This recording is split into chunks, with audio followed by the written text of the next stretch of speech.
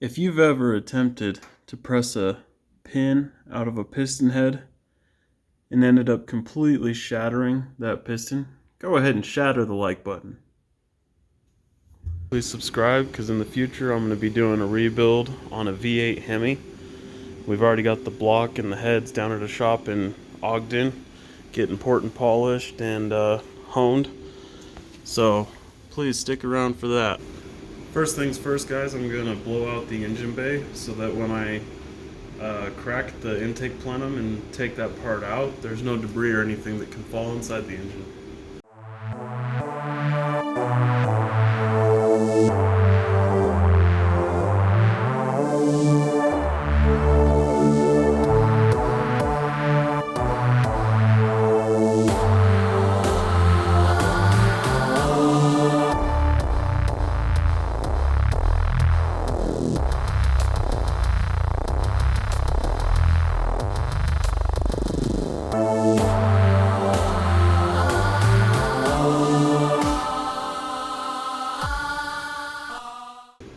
Next thing I'm going to do is remove the air intake box. That way I'll have nothing hanging up on our throttle body when we go to remove the intake plenum.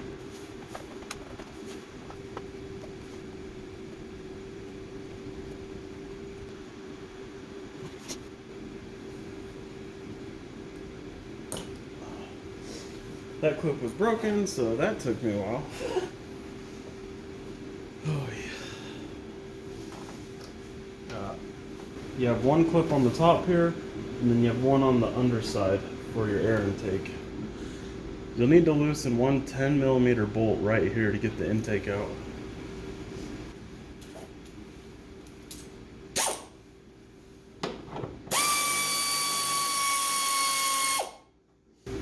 You're going to detach this hose from the valve cover. Just go ahead and pull it off.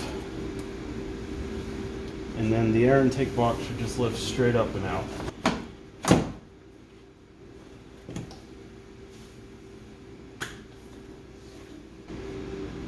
Now for the intake plenum, we're going to undo two plugs, one right here, one right here. And then there's two nuts on this side that you'll need to undo. And it looks like three hoses in the back that you'll have to detach.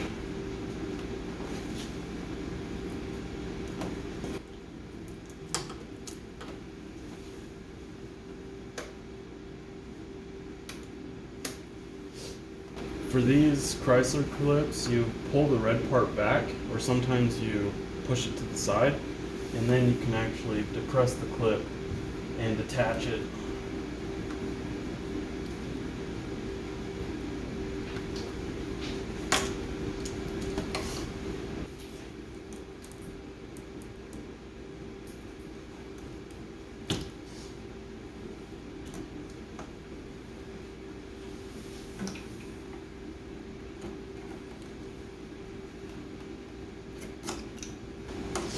Sometimes it's easier to use like a flathead screwdriver or something if you can't get your finger in there to depress the clip.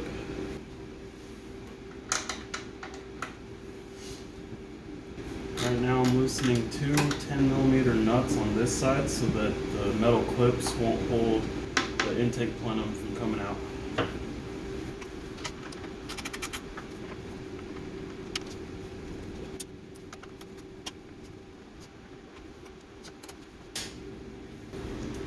Now I'm going to go ahead and loosen the 7 10mm bolts so that we can take the intake plenum off.